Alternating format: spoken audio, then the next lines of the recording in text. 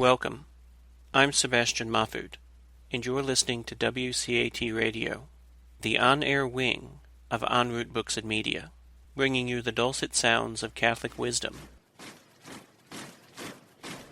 Welcome to Church History, and welcome, Father. Thank you. Good to be back, Teresa. Good to have you here. Last week we had an interesting program discussing the history of the lineage, I guess, from after the kings and switching over to Mary Tudor and all the process from the Church of England. And then we got quickly into what was going on in Ireland and Scotland. That's right, yeah. Actually, I have a couple things to finish up with Ireland in particular. We've pretty much talked about Scotland. Mm-hmm. We'll go back to Scotland a little bit later on with John Knox. But, but basically, I think we looked at that. We were looking at the quagmire of Ireland. And remembering that geographically Ireland can be split basically in two, with the Shannon River in the center. To the east is the lush and very rich agricultural Ireland. To the west is the more beautiful and rustic, but at the same time very hard living, hard-scrabbled living. And then we said also that Ireland not only can be divided geographically, but also can be divided ethnically, because you have the native Celtic Irish themselves, who have been there since time immemorial, one of the few enclaves of this great Celtic people that at one time had inhabited Europe from Ireland all the way east to Turkey. And that you have that group, and then on top of that you have another ruling class, particularly on the eastern part, the rich part of Ireland, of what we called Old English. And these are Englishmen who had come over to Ireland since the Middle Ages, had settled, and they were the great landlords and basically the muckamucks of that part of Ireland. And the coming of the changes that take place over in England with Henry VIII, then Mary, then Elizabeth. This is the one group that it is most difficult for, because they remain loyal to their religion. They're loyal to Rome, and yet at the same time they're Englishmen, they're not Irish, and so they find themselves cut off. The first example of this are going to be where their sons are going to be sent to college. That's right. It's no longer theologically safe to send them to Cambridge or Oxford or one of the other universities in England, because they've been taken over by Protestants. And so the religious education that they would receive would be adverse to their own experience back at home. So what happens is most of them then are sent off to continental universities, Catholic universities in France and in Rome, certainly. Not too many in Spain that I'm aware of, but nonetheless, there you have, and many of them go to the new Jesuit universities and are taught by Jesuits. Some of them become Jesuits and will return to the Isles and be really part of the counter-Reformation that takes place. More and more it becomes difficult in Ireland itself for these old English administrators, and they find themselves being replaced more and more by English administrators coming in, the Protestant administrators.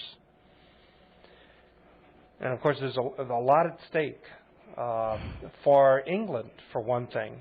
England cannot afford to drop the ball with Ireland or with Scotland, because in both cases, if those regions became either neutral or hostile to England, they are really a knife in the back of England. You can imagine what a French army would look like in Scotland.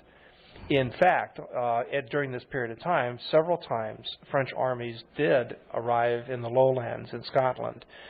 That's very, very dangerous for the English. You can imagine the same thing, what it would look like to have an enemy poised in Ireland. The Sea of Ireland is not all that terribly wide, and that could be very dangerous too. So Elizabeth is not going to allow anything to happen in Ireland that would allow that to happen. So you have more and more Protestant officials arriving in Ireland, taking over administration, and they have their own agenda, interestingly enough. From what their point of view is that they're constantly writing back to London, we need more money, we need more soldiers, we need this, we need that.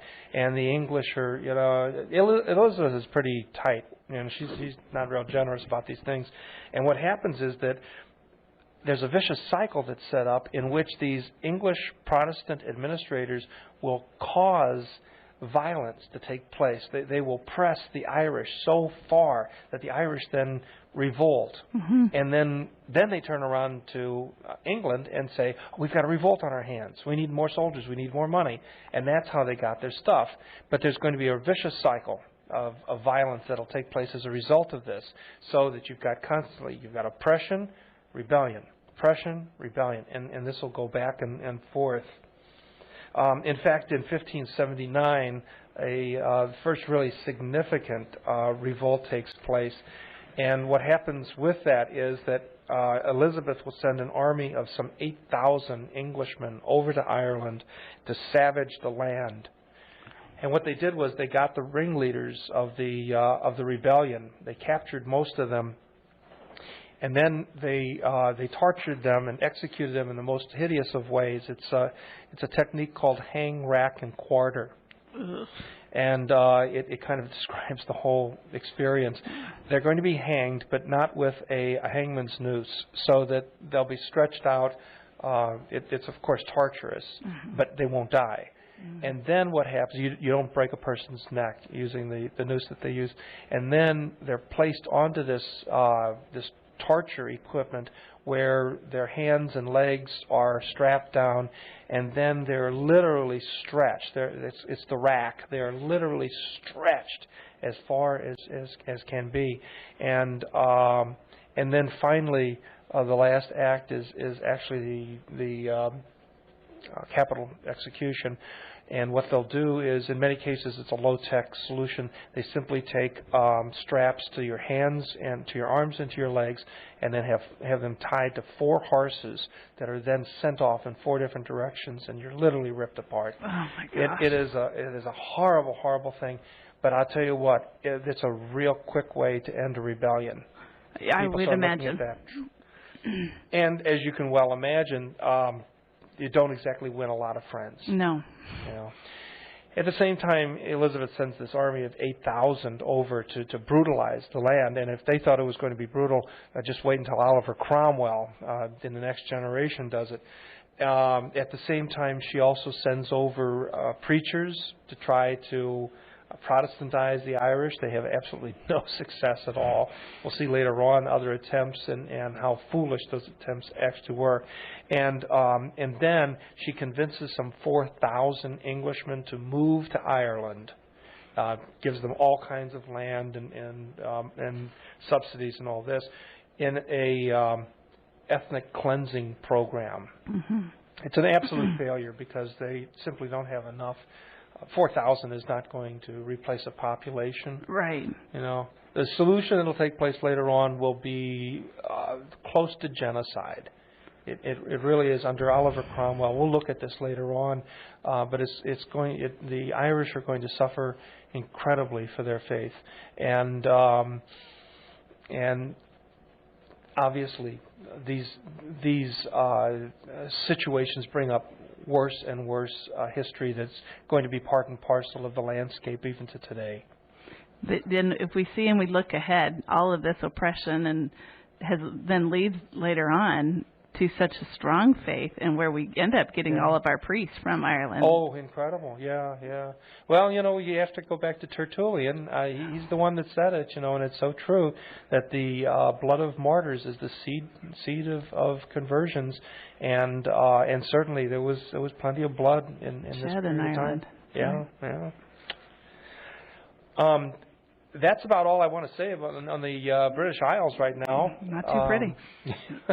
And then we could shift ourselves back over to the continent, and specifically to to Geneva and Okay. to Switzerland, because it's really now around this time that all these things are happening at the same time. That's why that timeline is helpful.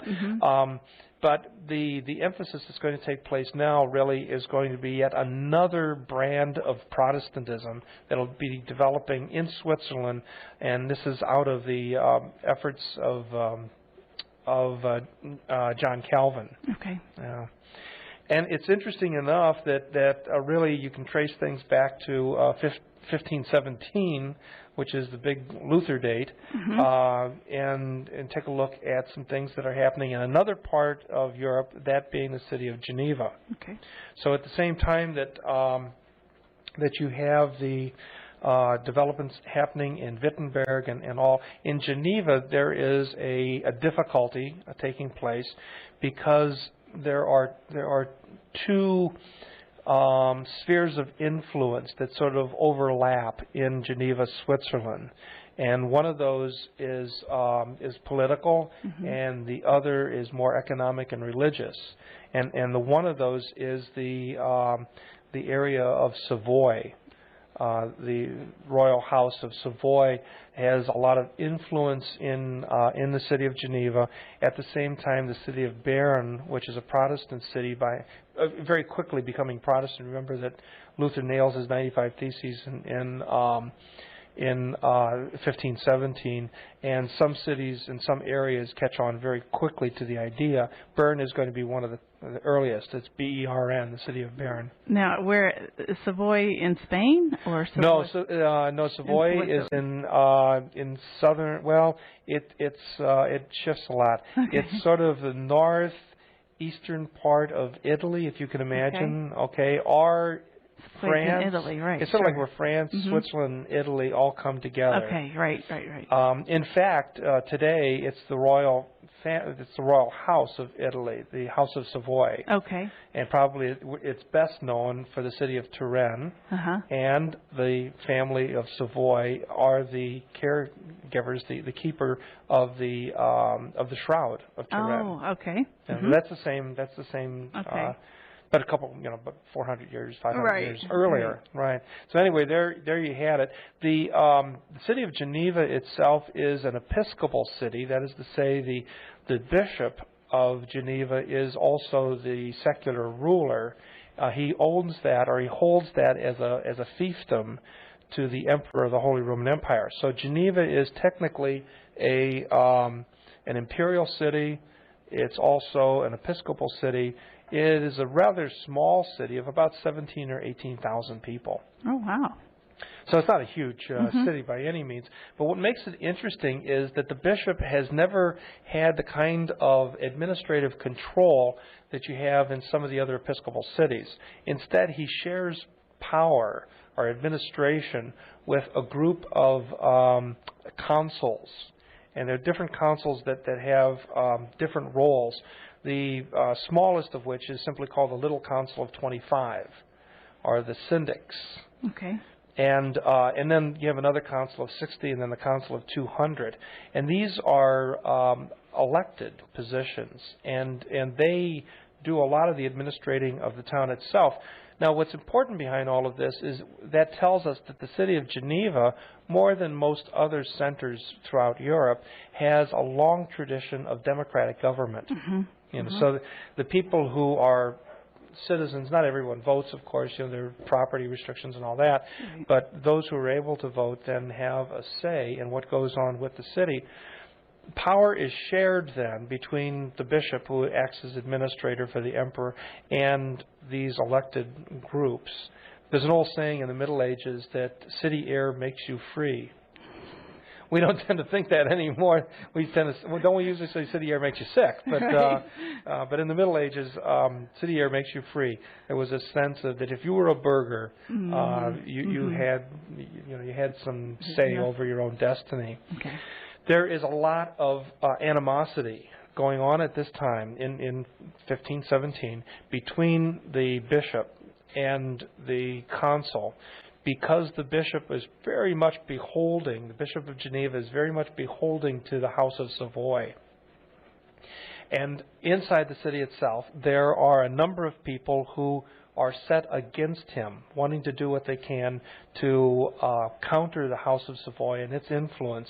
And they're known by their Swiss-German name as Eingenossen, which sort of means like the Confederates. Oh, okay. But what's more interesting, I think, for us, now remember they're just political at this point, but the French-Swiss word that they would be using is Huguenot. Now, that doesn't mean a lot to us until we get over into French history, and there's this whole group called the Huguenots. Oh, right? uh-huh. And the Huguenots are French Calvinists. Okay. Calvinists. So here we have a political group, these Confederates, or the Huguenots, that eventually are going to take on a religious dimension to them too. And so what they did was they tried to use two other cities in order to throw off the Bishop of Geneva and the House of Savoy. One was a Protestant city, Bern, and the other was a Catholic city, Freiburg. Right? And so in 1526, they begin asking the city council, the Council of 25 asks these two cities to send troops to help them to throw off the House of Savoy and the Bishop John.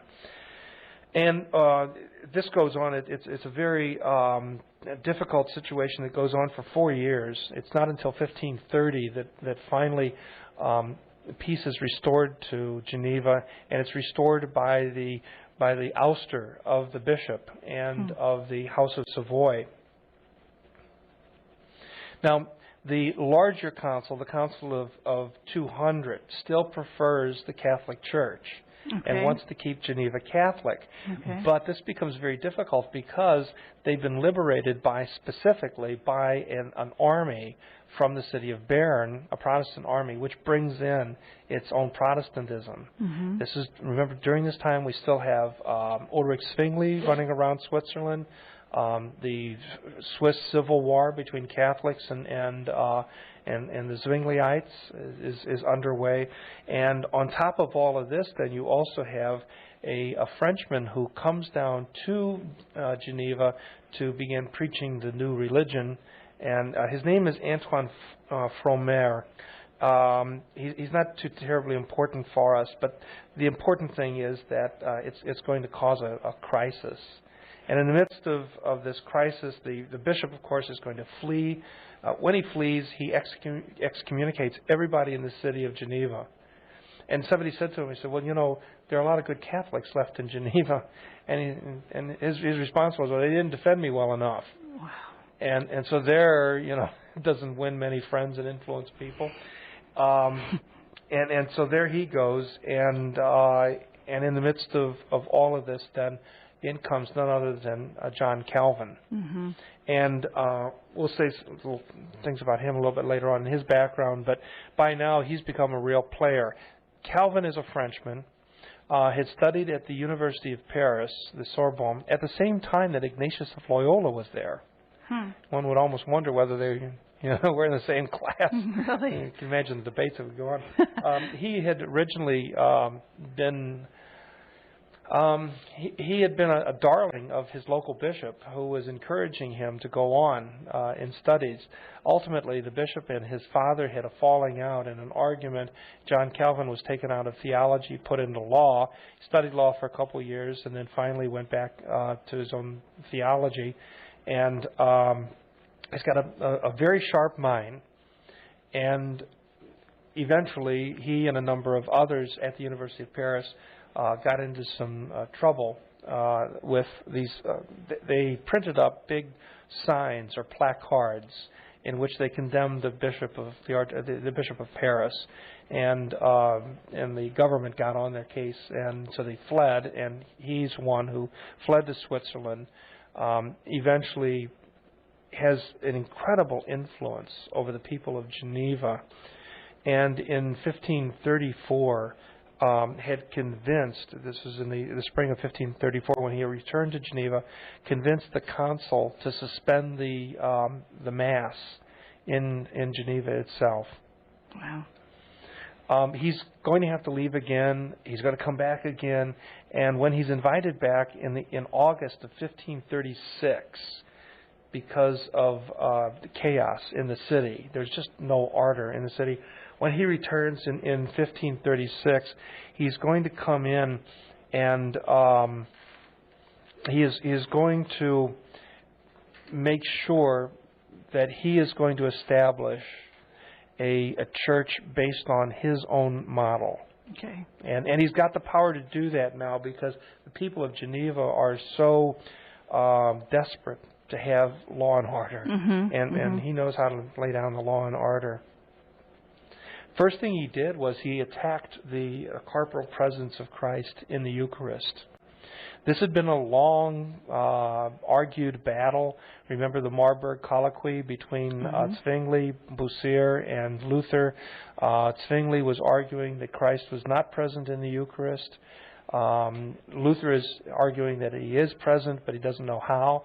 And they had that big argument over that. So the Swiss solution of all of this, of the Eucharist itself, is going to be much more symbolic. And Calvin really takes that and runs with that all the more. The difference between this is that, sometimes you have this thing that when your argument is particularly weak, that's when you need to shout and wave your arms around. Calvin doesn't have to do that. He's very bright. Maybe that legal training he had shows him how to debate and pull together supporting arguments, and so he does. That's what he does. He has a very strong argumentative style, and he also quotes patristics.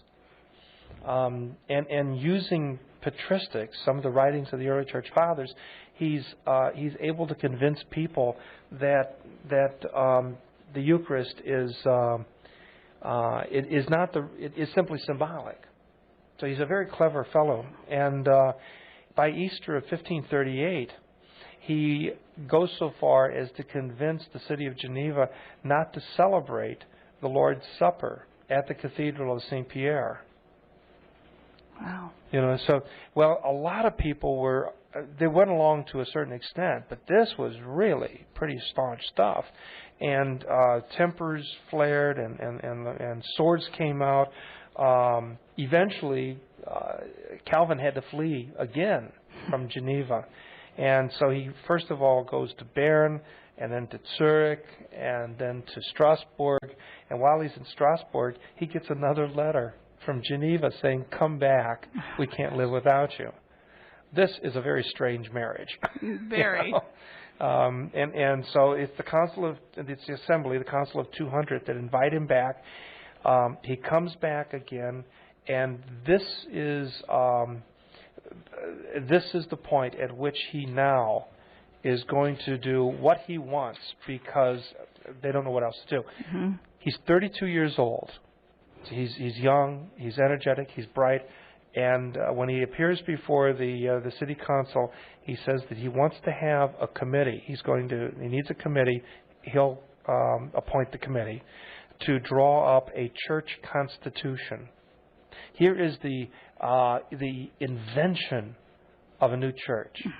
Here you have, in a real sense, for the first time, there is no attempt to build a church on apostolic succession, for sure, or tradition. Right. There's no big T tradition concept. Even with Elizabeth, she was so concerned about bishops and having at least the window dressing of a apostolic succession. Luther and Melanchthon spoke of a continuation of the Catholic Church in a small c. But here you have really the invention of a new kind of a church entirely. And what Calvin does is he says that first of all he sets up in his church what he would refer to as the four orders. Okay. And we'll talk about these in some depth a little bit later on. But basically the four orders are pastors. These will not be priests, right, but they're ministers who are pastoring people. They're leading them. Doctors. These are the theologians, okay, doctors of theology. And then elders, And the term itself, elder, of course, is from the Greek presbyteron, and eventually John Knox will use that term then to name his particular church, Calvinist church, as the Presbyterian Church. Mm-hmm. And then the last group would be deacons. Mm-hmm. So these would be the four servants, orders of his church: pastors, doctors, elders, and deacons. He sets up in Geneva 3 parishes that will be operating with this, and there'll be frequent services, religious services, but certainly not the Mass. No attempt at a Lord's Supper or a Eucharist. Okay? And it's going to be heavily preaching and Bible-centered. And then catechetical classes, catechism classes will be all set up too. Okay?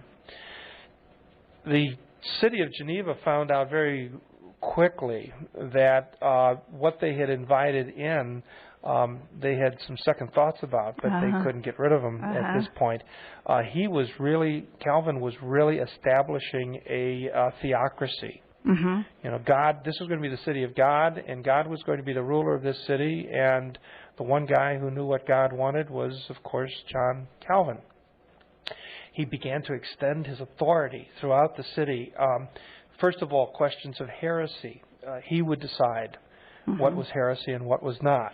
Well, okay, that sounds kind of theological. Then he also began expanding out to include adultery. He would try all cases of adultery. They would not be civil cases. They would be religious cases. And he would decide what was adultery and what wasn't. Blasphemy. He would decide that. So some guy goes walking down a church and stubs his toe, or walking down a street and he's in front of a church and he stubs his toe, or in front of a minister or a group of the holy women or whatever, stubs his toe and he emits a little expletive undeleted, and he could be hauled in for blasphemy. Another area that becomes a real big deal, and we've seen this in Scotland already, is witchcraft.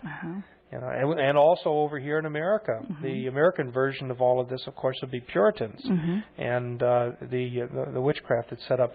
It goes beyond that, and he demands control over building construction in Geneva. He's going to be giving the building permits. Wow. He decides that that city defense is too important to be left to the city council. And so the church then assumes control of the city defense. Even fire protection. Taxation. Wow. Before you know it, I mean, he is grabbing all authority in the city of Geneva. And so in a real sense, Geneva does become a theocracy. Did the council try to do anything to stop it, or are they too late? They've already. Yeah, they're too late. Yeah, they're too late. And in a real sense, there's an atmosphere that's set up in which everyone's watching each other and turning each other in. They even have in the catechism classes, people will be asking the children, like, what goes on in your home? Your parents, do they play cards? Are they sneaking a drink at night? And so the kids start telling on their parents. Wow. It's. I remember one time I was teaching a catechism class, and we were preparing the kids for a first penance, and we were going through some of the sins, and how innocent kids are. And one of the kids starts saying, "Well, my daddy," and I'm going, "Shh, you don't need to say this," But you can imagine how much information these catechism teachers could get out of kids, and of course that would be then turned over to these inquisitorial teams who would then go ahead and pursue this. So really, Geneva became more and more a city that looked more and more like East Germany during the communist period. Right. They had their own Stasi. One of the notorious cases that takes place is you mentioned about opposition. Not everybody rolled over, right? And but many of them were punished pretty good. One publisher, and Calvin will use Geneva to set up incredible publishing houses, printing presses. Geneva becomes very famous for its printing presses. But one of the earlier ones, in 1546, had a run-in with John Calvin. His name was Pierre Améot, and Améot found that there was more money in publishing printing cards than holy books, and playing cards, and for gambling. And so there was this big argument between the two, and I believe that in the end Améot was run out of business. Another case of Calvin excommunicating a prominent citizen. In another case, refusing baptism to the son of a man who had been martyred for his faith. If you ran foul of John Calvin, you paid for it in one way or another. In one case, he ended up having a conflict with the man that he had placed in charge of the Geneva Academy, and they had a disagreement over the book of the Song of Songs, and then had another disagreement over predestination. There's another run-in with Jerome Bolsec, who was a farmer Carmelite, and left the Carmelites and became a Protestant preacher. He came to Geneva, and his theology and Calvin's didn't quite match, and he was sent packing. Another case of Michael Servatius, who arrives on the scene. I believe he's Spanish, actually, but he arrives on the scene, and he begins preaching a Unitarianism. And ultimately, he and Calvin go at it so bad that Calvin tries him for heresy and burns him at the stake. Wow. There were a number of people who were burned at the stake, beheaded. At least another 4 theologians who were beheaded. Many others were exiled and sent away. At the same time, Calvin's able to get away with a lot of this because, as I mentioned, he really encourages certain industries, and Geneva becomes wealthy. Oh, okay. So people will put up with an awful lot if they've got money in their pocket. And the two big industries really are going to be publishing, the public publishing houses, and then the second thing was a newfangled object that was really catching on called the clock, the watch. Oh. And the watch actually goes back to the Middle Ages. In Nuremberg, even in the Middle Ages, they had developed with springs and all this kind of stuff, a pocket watch, but you had to have a really big pocket.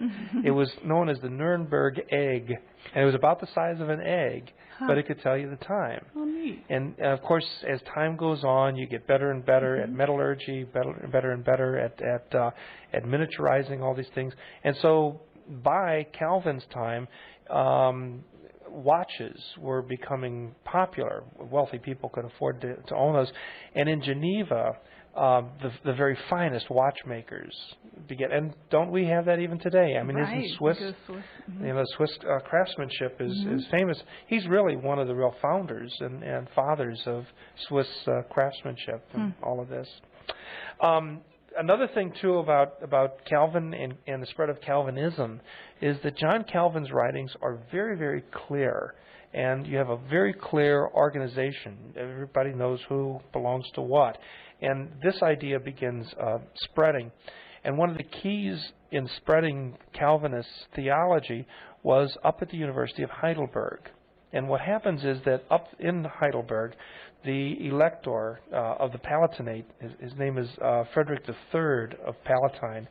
Frederick III had some very interesting questions. He was interested in a sort of dilettante kind of a way in theological questions, and particularly questions of the Eucharist. And so he invited all of the Protestants to send him their best description of what the Eucharist really is. And then he sat down with some of the professors at the University of Heidelberg, and they decided which one made the most sense. And they chose John Calvin. So Calvinism is introduced to Lutherland, into Germany, by Frederick III of the Palatine in Heidelberg. This becomes really important from English history, because during the reign of Queen Mary, Remember that most of the English Protestants fled, and they fled to 2 or 3 important university cities. One of those is Heidelberg. And they're going to be introduced to a lot of Calvinist ideas. These then are going to go back to England after Elizabeth is now back in charge. And they're going to come back. They're going to be bringing Protestant ideas, but rather than bringing Henry VIII style ideas back, they're going to be bringing John Calvin ideas back. Okay. And so you're going to have the beginnings then of the Puritan movement, which will, in the next generation, is going to cause a big explosion with an English Civil War. And part of the dimensions of that will be a religious dimension. In France, the ideas of John Calvin are catching on among certain intellectuals. There's a real. Remember, this is all before the Council of Trent, or during the Council of Trent, and during that long period of time, Trent is in session in and out of session for many years because of wars and all.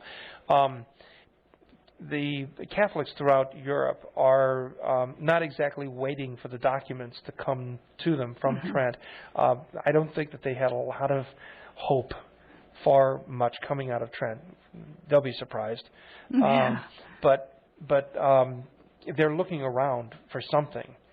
And in many cases, these are Catholics in France that are looking at the theology of John Calvin and interested in perhaps taking some of those ideas of John Calvin in order to reform the church inside of France itself. And many of these are going to be members of the bourgeoisie. These are going to be city people who are business people who have some money. They can afford to buy some books, and they begin talking amongst themselves. And a lot of them quietly band together in services. You see them less and less at Mass, and they're going to be in homes or out in barns or out in the fields and having little services, sort of Calvinist kind of services. This is the government can do what it wants to try to route this out. It's not going to be successful. And slowly, even members of the royal families are going to be influenced by this kind of Calvinist idea. These are now the beginnings, really, of the Huguenots in France. Give you an example. Even the King of Navarre, which is a little kingdom that's nestled between Spain and France. The King of Navarre, Duke Anthony of Bourbon, himself converts rather openly to this new religion. The daughter of King Francis I is going to be in favor of this new form of Christianity. Eventually, this is going to lead to a very bloody civil war. But Francis I, as we've seen already before, and we'll see later on, is something of a spoiler and is not real interested in religion except to do what he could to hurt the Habsburgs, which of course means then that they're not going to be able to do what they need to do as emperors in order to move Europe back to a united Christendom. Right. So things are just a mess. At the same time that this is going on, if you go a little bit further north and to the east into the Low Countries, what is today Belgium and Netherlands and Luxembourg, again you're going to have some of these Calvinists, particularly Englishmen, going into these areas and trying to proselytize. At first, they're not going to have much success, and the reason for this is that Charles V is Emperor of the Holy Roman Empire, and he is very popular among the Dutch. Lived for a number of years in the area. Besides all of his other titles, he is also the Duke of Burgundy. And the Netherlands is part of what's called the Circle of Burgundy, and then there's a lot of prosperity, and so everything is fine. So they're not going to have much luck until, remember that he abdicates in 1555. Okay. And when he does, he turns over the German part of his empire to Ferdinand, his brother, and the Spanish part of his empire over to Philip, the procrastinator's son, and Philip is very Spanish. Charles is European. In a sense, he might be the last European. He's just speaks many languages. He is as comfortable in Italy as he is in Germany. Loves the Netherlands, Burgundy itself, which is of course eastern southeastern France, Spanish. He's really cosmopolitan European. His son is definitely Spanish. He has a very strong preference. Although he had lived for 4 years in the Netherlands, he never caught on to the Dutch thing, and much preferred Spain, and spent most of his time in this incredible monastic Pentagon, the Escorial, outside of Madrid. The Dutch then slowly began coming over to the ideas of Calvin. They were attracted to Bible authority. They were attracted to Calvinist doctrine. They were attracted to the democratic nature of the Calvinist churches. This is where, remember, at the beginning we talked a little bit about the city of Geneva having sort of a spirit of democracy in it, and this is part of what develops with Calvin. Although Calvin in Geneva itself dominates the city, and that's through personality. The church constitution is based on the principle of vox populi, vox Dei. The voice of the people is the voice of God. And so if you have a vote, then the majority then would speak for God.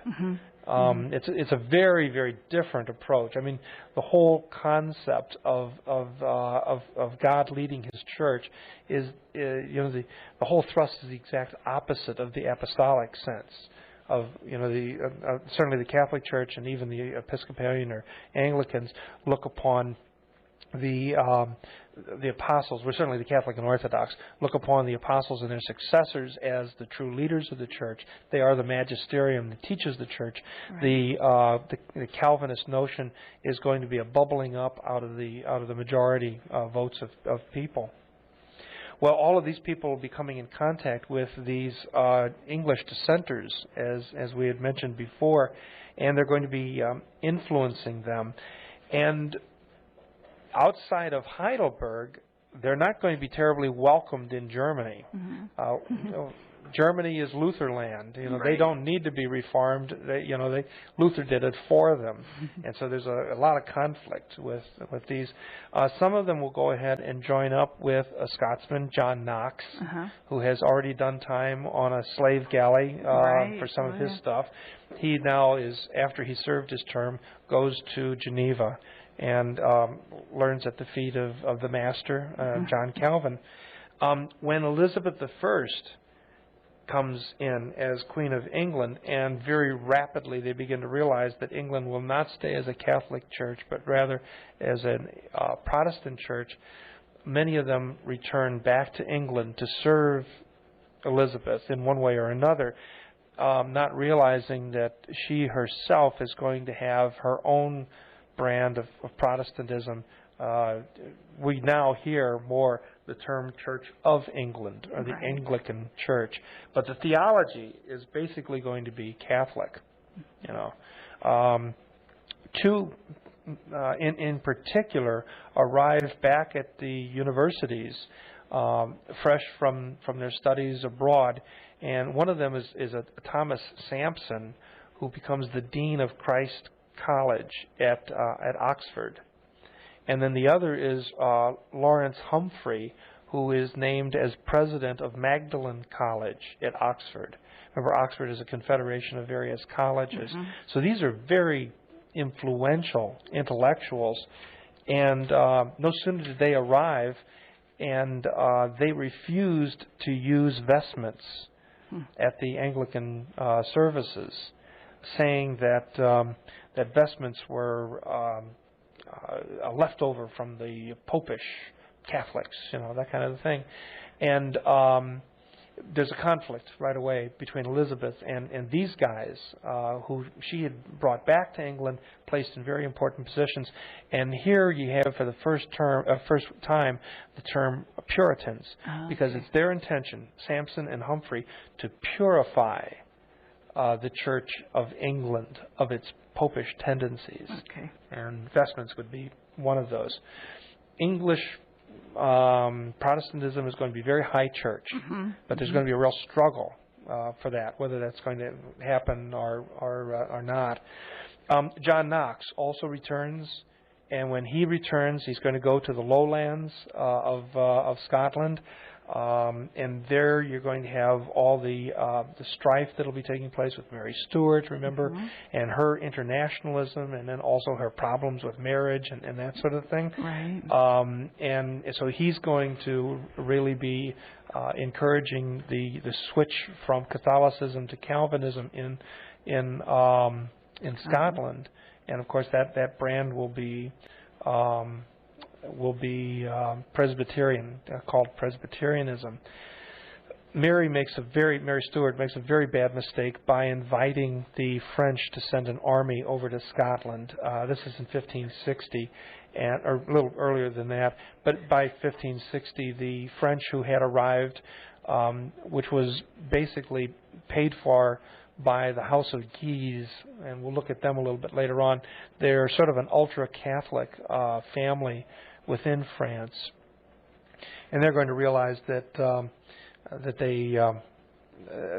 they're out of their class, and so they withdraw their army from Scotland. With that, Mary realizes that she doesn't have enough support in Scotland anymore, and so she accepts English protection, which of course lands her in the Tower of London, and ultimately for her own death. Scotland, its Parliament then gathers together, now without a queen. They then abolish papal authority. They abolish the Mass, abolish Sacrament of Penance, Eucharist, the confession. They abolish bishops, and instead establish what they referred to as the Kirk of Scotland, the K-I-R-K, the Church of Scotland, along Calvinist ideas. The local churches then are then shifted over into what was known as presbyteries, hence the name. And each local church then would be run basically through the principle of vox populi, vox Dei. The voice of the people is the voice of God, so they would elect. And then there would be, throughout Scotland, there would be certain provinces set up. And in each of these provinces, then, you would have like the election of an overseer, a bishop of sorts. They were known as superintendents, and they basically had the same authority that a bishop would have had, except no sacramental authority because there were no sacraments. And then there would be yet another assembly of representatives from each of the districts or provinces, and they would gather together in a national synod. And so this was the way in which this church would be run. And it's from the bottom up. Discipline within the church would be carried out through those superintendents. We see that that there's a certain amount of independence among these Presbyterians too, and so in order to enforce the disciplines, you needed somebody to oversee all of that too. Church lands and property would be kept by the church, the new church, rather than the state, which is kind of an interesting shift. And then, as I say, there was something of a freeze until Mary's death, and then after that, Scotland becomes predominantly Presbyterian. This takes place very, very rapidly. When you're looking at the theology of all of this, and you're getting into the minds of these people, I think the single most important thing to keep in mind is that from the Calvinist point of view is the absolute autonomy and unapproachableness of God. Christian liberty frees them from law and from fear of damnation. They believe that they have been elected. They're the ones who have been elected. But it's the fear itself that brings them to the realization of their own electedness. In other words, if someone is convinced of enormity of God and the wormness of themselves. I mean, I'm nothing but a worm. I'm the lowest of the low. I'm an amoeba, and God is so great, and I'm just so afraid, But I realize that the fear that I have of God and my own uselessness is itself God's gift. Then, in other words, I've been saved. I mean, that's the song "Amazing Grace," isn't it? I once was lost, but now I'm found. Blind, but now I'm free. The law, then, what follows afterwards, and these are very strict societies. What the law that follows afterwards is a rule of life, and we follow that because we have been saved. So it's a very different approach. No, the Catholic approach, which will be really explained and put forth at the Council of Trent, that play between God's grace, His initial gift of grace, His invitation, and then our free will. And God's gift of grace is an invitation to give an invitation to Him to come into our lives. And then our working out of our salvation is a constant relationship with God, and we grow deeper in God's grace through our actions, through our acts of love. And that's a very different theological approach than what we have here. What we're having with John Calvin instead is this sense of God's grace coming in and overwhelming us. We know that we've received the grace because of the fear that's been instilled in us, and that this then gives us that motivation to live a good, simple Christian life. But in the confidence of knowing that motivation to live a good, simple Christian life, but in the confidence of that is this sense of God's grace coming in and overwhelming us. We know that we've received the grace because of the fear that's been instilled in us, and that this then gives us that motivation to live a good, simple Christian life. But in the God's grace coming in and overwhelming us, we know that we've received the grace because of the fear that's been instilled in us, and that this then gives us that motivation to live a good, simple Christian life. But in the confidence of knowing that we're elect. Yeah. Well, what about the sense of God's grace coming in and overwhelming us? We know that we've received the grace because of the fear that's been instilled in us, and that this then gives us that motivation to live a good, simple Christian life. But in the confidence of knowing that we're elect.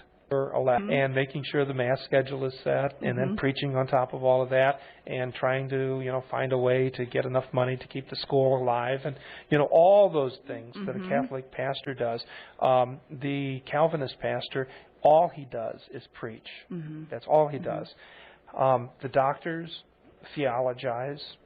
It's the elders who really care for the finances and the administration of the property and all of the things of that nature. And then there's a whole class of deacons that then go out and care for the needs of the members. Okay. Different kind of approach entirely. And then, of course, you have other auxiliary groups, like, for instance, you're going to have ministers and deacons who inspect the community for its faults. So you've got an inquisitorial inquisition that's set up. I'd mentioned already about members reporting on members, children reporting on their parents, heretics banished, burned, all those sorts of things. And all throughout, you're going to have whether it's in Geneva or Scotland or New England, this is going to be the function of the Church. Interestingly enough, there's early run-ins with Anabaptists. Oh, okay. The Anabaptists are obviously not going to be welcome in Catholic countries because they deny children's baptisms. It's not going to be welcome in Lutheran areas because Luther also adheres to infant baptism. And they're going to be cropping up wherever they think they can and have a little bit of freedom. And so they think that they can do this in John Calvin's areas. And that turns out not to be true either. The Anabaptists have some real problems right at the very beginning. Many of them, besides denying infant baptism, also believe in the communal ownership of property, very radically so. And so they are, in fact, a 16th century form of communists, which is going to throw a lot of people for a loop. And then also, more than enough, are doing a lot of reading of the Old Testament and coming up with the idea of polygamy. Oh. So, and then starting to get out there. Yeah. And then you're going to have others that are going to be anti-Trinitarians, like, for instance, Michael Servatius, really founders of Unitarianism. And all of this is going to be cropping up in Calvinist areas. And, of course, the church, the Calvinist church, is going to be suppressing this as much as possible also. So all of this is happening. You have a very rapid spread through Europe of the Calvinist ideas. Interestingly enough, one of the reasons is that many of the Calvinist preachers are farmer monks, farmer mendicant monks, Franciscans and Dominicans, who leave their monastery, come over to John Calvin, and because they're mendicants, they're kind of used to a living on the margin kind of a life, and so they move around. They don't need a lot of stuff themselves. They generally don't have families. They don't marry, as opposed to many of the Lutheran ministers who had been priests who took wives, as we've seen with Ulrich Zwingli before they even left the priesthood, but they don't have that, and so they move very rapidly through Switzerland, France, the Netherlands, Scotland, England. All of these areas then take on a lot of Calvinist leanings. Wow. That was a quick move across the continent, I would say. It was. I mean, you're talking in terms of maybe a decade. Very, very rapid. Yeah. And let's see, Trent was called in 44. Right, and ends in 63, I believe. 63. Yeah. Yeah. And so this will be taking place like at the beginning of what's happening with Trent, right before Trent, and the early sessions of Trent. We'll be talking a lot about the Council of Trent. It's just a real important council, and taking that apart. But really, Trent is. Well, I was about to say that Trent is backloaded in that a lot of the good stuff comes out at the end, but actually that's not entirely true. A lot of the good stuff happens at the beginning. So, well, anyway, we'll see as it develops. So where do we go next week? Well, next week I want to sort of like pull all of this together around Charles V. Okay. It'd be good to look at him. I'm going to subtitle that one, "A Man with Too Many Countries," because he just had too much to do, and he couldn't keep up with everything. Right. So it's going to be a kind of an exciting ride of watching this kid. I think he was 19 years old when he first started inheriting the biggest empire in the world. And we're going to watch him go throughout this whole period of time trying to be the good emperor, the good Christian emperor in the traditions of Sigismund and Charlemagne and Otto I, and trying to do the right thing, and at the same time being harried from all sides and not able to do what he ultimately had hoped to do, which would have been to bring back together, to reunite the Christendom. And so I think this would be a good way of looking at him. And then with that, begin moving into, well, first of all, we're going to have to say something about the first terrible clash of Christians killing Christians in the name of Christ. Okay. And that happens in Germany. That's the Schmalkaldic War. Okay. So we'll take a little look at that. And then start looking at Council of Trent and start looking at the incredible Catholic saints.